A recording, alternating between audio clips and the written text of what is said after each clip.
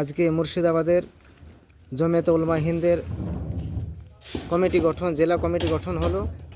এখানে আমি হুজুরের সঙ্গে কথা বলবো যে আজকে জেলা কমিটিতে কে কোন স্থান পেলেন এবং আমাদের মুর্শিদাবাদ জেলার সদস্য কত হয়েছে এই একটি নামে।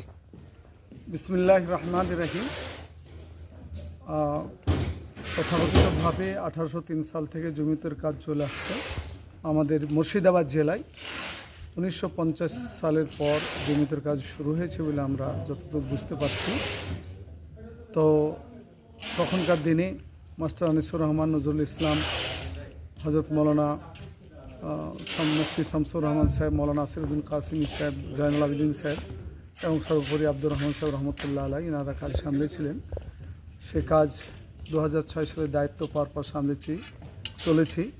এবছরে আমাদের জেলায় সদস্য সংখ্যা হয়েছে 7,52,000 উপরে 285 জন।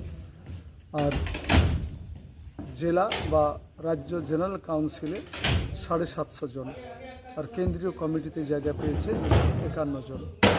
আজকে মুর্শিদাবাদ জেলা জমিয়তের সভাপতি হিসাবে মনোনীত হয়েছেন হজরত মৌলানা আবু বকর কাসিমি সাহেব, সহসভাপতি হজরত মৌলানা বাইজিদ সাহেব ও কারি মৌলানা হাবিবুর রহমান।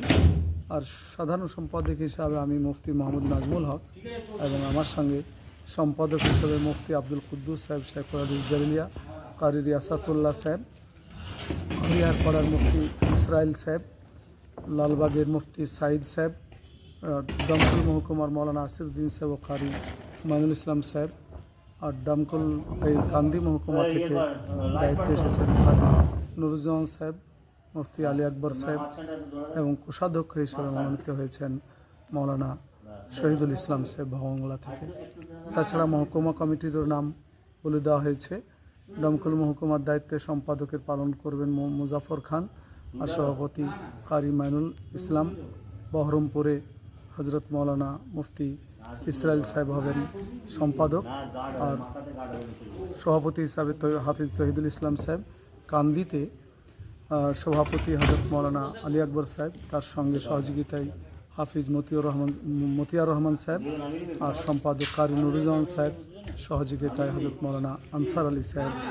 আর জঙ্গিপুর মহকুমায় সম্পাদকের কাজ করবেন মৌলানা হাসিমউদ্দিন কাসিমি, আর সভাপতি হিসাবে মুফতি আকবর আলী কাসিমি সাহেব। এই টোটাল টিম নিয়ে আমরা ইনশাআল্লাহ কাজ করব।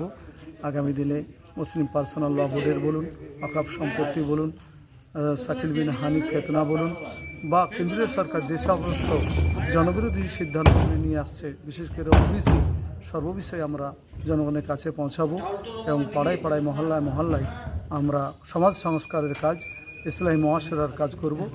এবং মাদ্রাসাগুলি প্রায় 150 চলে। এই ওলামাদের জন্য আমরা একটা ফান্ড খুলব, প্রত্যেকটা ওলামাদেরকে সদস্য বানাবো, একটা নির্দিষ্ট হারে মাসিক কিস্তিতে টাকা জমা দেওয়ার ব্যবস্থা করব এবং তাদের দুর্দিনে তাদের পাশে দাঁড়ানোর ব্যবস্থা করবো ইনশাআল্লাহ। ধন্যবাদ মুফতি সাহেব আপনাকে সময় দেওয়ার জন্য। আসসালামু আলাইকুম।